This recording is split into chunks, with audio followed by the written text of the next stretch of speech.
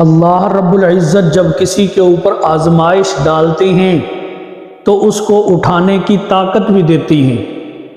اور ہر انسان کے اوپر اتنی ہی آزمائش ڈالتے ہیں جتنی وہ اٹھانے کی طاقت رکھتا ہے، لیکن آزماتے ہیں اللہ رب العزت سب کو۔ ہم یہی دیکھ لیں کہ دنیا میں ہم نے کچھ کرنا ہو یا کسی کے ساتھ دوستی لگانی، رشتہ گانٹھنا ہے، کچھ بھی کرنا ہے تو ہم بھی اس کو آزماتے ہیں۔ تو یہ تو دنیا کا قانون بھی ہے، تو اللہ رب العزت جنہوں نے انسان کو سب کچھ دینا ہے، جنت بھی دینی ہے، حور و غلمان بھی دینی ہے، اور جو دنیا میں اس نے کیا ہے اور اس کے ساتھ اللہ نے جو وعدے کیے ہیں وہ بھی سارے پورے کرنے ہیں، تو اللہ رب العزت کیسے نہیں آزمائیں گے؟ لہٰذا میرے بھائیوں، جب اللہ رب العزت انسان کو آزمائیں، جب اللہ رب العزت کی آزمائش ہمارے اوپر آئے تو ہمیں گھبرانا نہیں چاہیے، بلکہ اس پروردگار کی توفیق سے اس کی مدد مانگنی چاہیے کہ یا اللہ یہ جو آزمائش ہمارے اوپر آئی ہے یہ بھی تو تیری طرف سے آئی ہے، یہ تو نے ہی بھیجی ہے یا اللہ یہ آزمائش، لہٰذا اس کو اٹھانے کی بھی ہمیں توفیق عطا فرما۔ جب ہم اللہ سے مانگیں گے تو اللہ رب العزت ہمیں وہ آزمائش اٹھانے کی توفیق بھی دیں گے اور اس آزمائش پہ صبر کرنے کی بھی توفیق دیں گے۔ لا یکلف اللہ نفسا الا وسعها، اللہ رب العزت کسی بھی انسان کے اوپر، اس کے نفس کے اوپر زیادہ بوجھ نہیں ڈالتے جتنا وہ اٹھا سکتا ہے اس سے۔ تو میرے محترم دوستو، ہم بھی دیکھیں کہ ہم بچے کو اگر وزن اٹھواتے ہیں تو اس کے سر پہ اتنا ہی وزن رکھیں گے جتنا وہ بچہ اٹھا سکتا ہے، اور اگر وہ بچہ چھوٹا ہے ہم اس کے اوپر وزن زیادہ رکھیں گے تو وہ بیچارہ اس سے نقصان میں آ جائے گا۔ لہٰذا اللہ رب العزت بھی ہر انسان کے اوپر جس کی بھی آزمائش کرتی ہیں اتنا ہی وزن ڈالتی ہیں جتنا وہ اٹھا سکتا ہے، لیکن بات یہ ہے کہ جو اللہ والے ہوتے ہیں وہ اس آزمائش پہ پورا اترتی ہیں اور اللہ رب العزت کا شکر ادا کرتے ہیں، صبر کرتے ہیں۔ آپ دیکھیں کہ اللہ رب العزت نے حضرت موسیٰ علیہ السلام کی والدہ کو ارشاد فرمایا، جب حضرت موسیٰ علیہ السلام پیدا ہوئے تو اللہ رب العزت نے موسیٰ علیہ السلام کی والدہ کے اوپر وحی کی، وَأَوْحَيْنَا إِلَىٰ أُمِّ مُوسَىٰ أَنْ أَرْضِعِهِ، کیا مطلب؟ اور ہم نے وحی کی موسیٰ علیہ السلام کی ماں پر کہ تو اپنے بچے کو دودھ پلا، فَإِذَا خِفْتَ عَلَيْهِ، اور اگر تمہیں اس کے بارے میں کچھ ڈر لگے کہ فرعون کے فوجی اسے قتل کر دیں گے، فوج آئے گی اسے مار دیں گے، فوج آئے گی اسے پکڑ لیں گے، اللہ رب العزت فرماتی ہیں کہ میں نے ان کی طرف وحی کی، فَأَلْقِيهِ فِي الْيَمِّ، جب تمہیں اس بارے میں کوئی خطرہ محسوس ہو، کوئی ڈر لگنے لگے تو تم اسے دریا میں ڈال دینا، پانی میں ڈال دینا۔ یہ موسیٰ علیہ السلام کی والدہ کے دل میں القاء کیا جا رہا ہے۔ پھر آگے اللہ رب العزت ارشاد فرماتی ہیں، یأخذہ عدو لی وعدو اللہ، کیا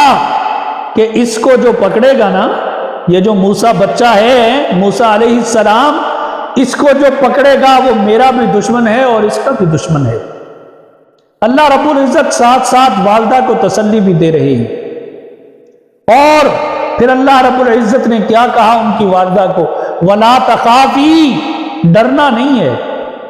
وَلَا تَحْزَنِي، غم زدہ بھی نہیں ہونا، ڈرنا بھی نہیں، غم زدہ بھی نہیں ہونا، إِنَّا رَادُّوهُ إِلَيْكَ، ہم اسے تیرے پاس واپس لوٹا دیں گے، اس لیے تجھے گھبرانے کی ضرورت نہیں ہے۔ وَجَائِلُوهُ مِنَ الْمُرْسَلِينَ، اور ہم نے تو اسے رسولوں میں سے بنایا ہے۔ یہ حضرت موسیٰ علیہ السلام کی والدہ کو باتیں ہو رہی ہیں، لیکن آخر موسیٰ علیہ السلام کی والدہ بھی تو ایک عورت تھی، وہ ذہن میں سوچ سکتی تھی کہ اے اللہ اگر آپ نے اسے رسولوں میں سے بنایا ہے تو فرعون کا کوئی فوجی ادھر آئے ہی کیوں؟ یا اللہ میں اسے غار میں رکھ آتی ہوں، اس کے فوجیوں کو نظر ہی نہ آئے، ان کو پتہ ہی نہ چلے، وہ اس غار کی طرف جائیں ہی نہ، یا میں اسے اوپر چھت پہ رکھ دیتی ہوں، جب انہوں نے آنا ہے تو ان کو خبر ہی نہ ہو کہ میرے گھر میں بھی کوئی بچہ ہے، کہ کچھ ان کو پتہ چلے، یا میں کسی اور محفوظ جگہ پہ رکھ دیتی ہوں جو ان کو پتہ ہی نہ چلے، ان کا وہم و گمان بھی اس طرف نہ جائے۔ تو ذہنوں کو پھیرنے والا ہے، دلوں کو پھیرنے والا ہے، ان کا اس طرف خیال بھی نہ جائے۔ مگر اللہ تعالیٰ نے چونکہ فرمایا کہ اس کو پانی میں ڈالنا ہے، عقل کہتی تھی کہ پانی میں بچہ ڈالو گے تو بچہ ڈوب جائے گا، اور اگر اسے کسی چیز کے اندر بند کر کے پھر پانی میں ڈالو گے تو سانس کے گھٹن کی وجہ سے بچہ مر جائے گا، بچہ نہیں بچے گا، یا پانی میں ڈوب کے مر جائے گا، یا سانس بند ہونے کی وجہ سے، ہوا نہ ہونے کی وجہ سے مر جائے گا۔ عقل یہ کہتی تھی کہ تیرا بچہ نہیں بچے گا، لیکن موسیٰ علیہ السلام کی والدہ نے اللہ تعالیٰ کے اوپر بھروسہ کیا، اللہ تعالیٰ کے اوپر بھروسہ کیا اور اپنے جگر گوشہ کو دریا کے اندر ڈال دیا۔ موسیٰ علیہ السلام کی والدہ نے ان کو دریا میں ڈالا اور واپس آ گئی۔ اللہ رب العزت کی شان کریمی دیکھیں کہ فرعون اپنی بیوی کے ساتھ دریا کے کنارے ٹہل رہا ہے، 400 غلام اس کے آگے پیچھے ہیں، اس کے ارد گرد دائیں بائیں 400 غلام اس کے پھر رہے ہیں۔ انہوں نے جب صندوق کو دیکھا تو وہ فوراً لپکے صندوق کو پکڑا اور فرعون کے سامنے لا کر حاضر کر دیا۔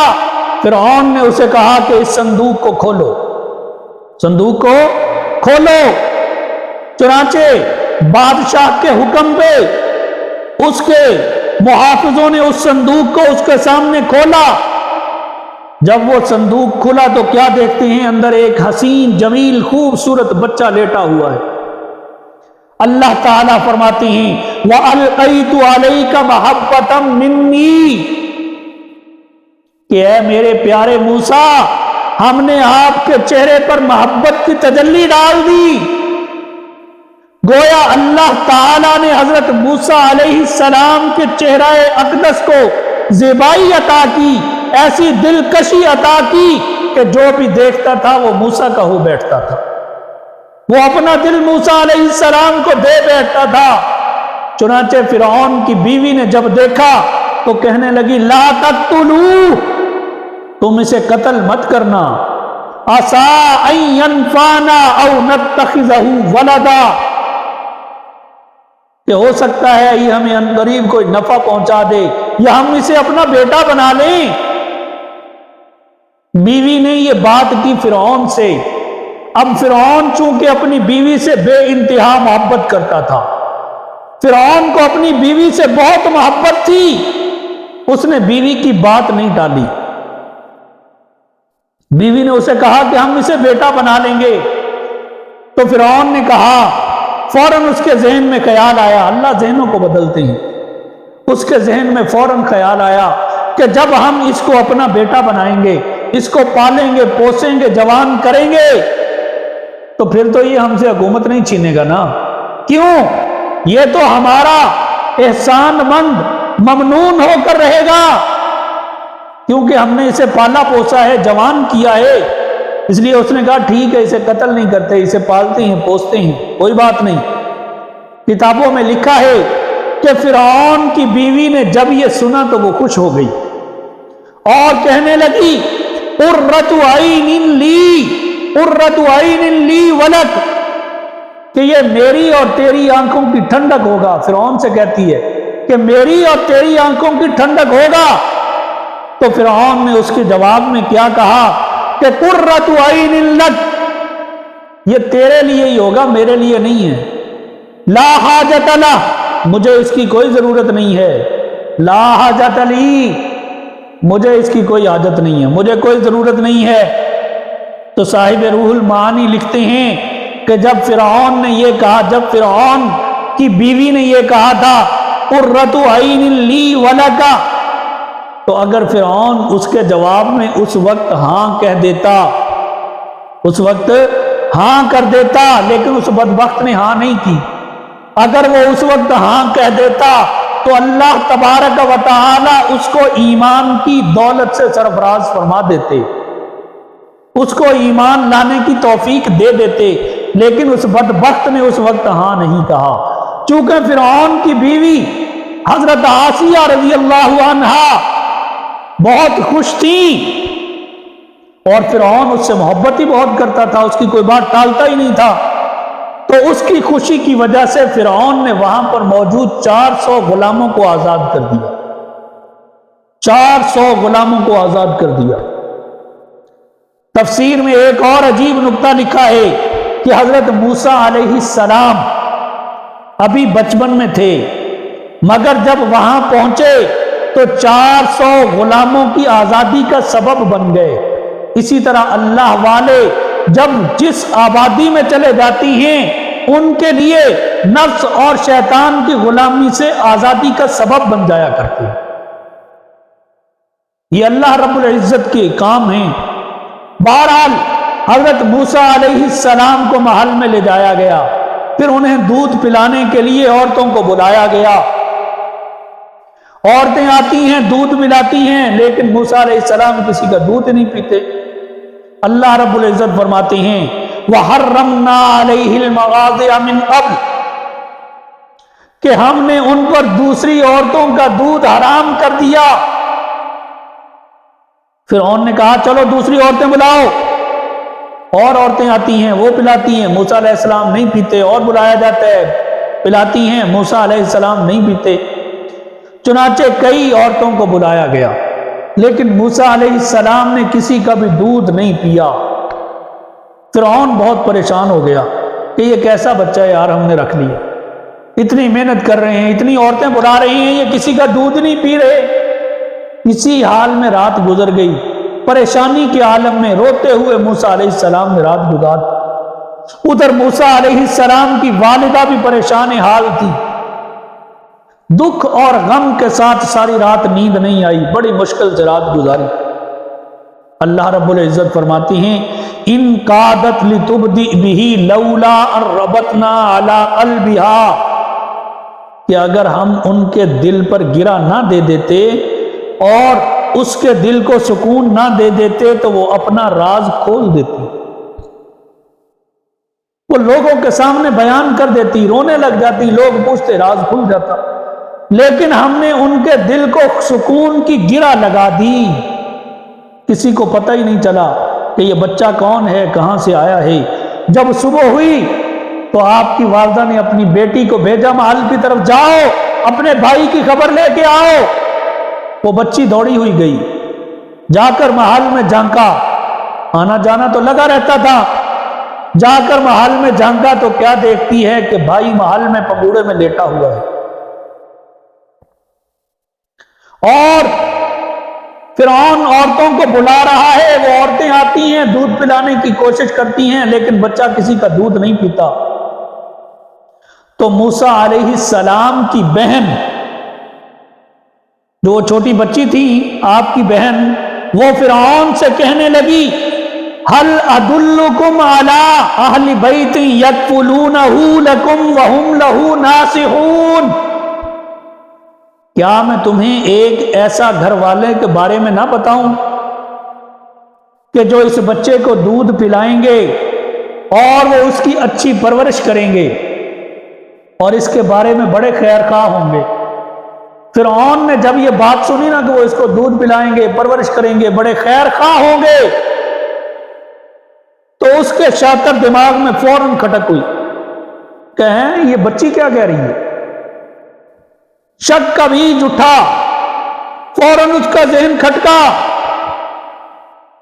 اور اس بچی سے کہتا ہے کہ کیا مطلب ہے تیرا کہ وہ خیر خواہ ہوں گے، وہ کیوں اس کے خیر خواہ ہوں گے؟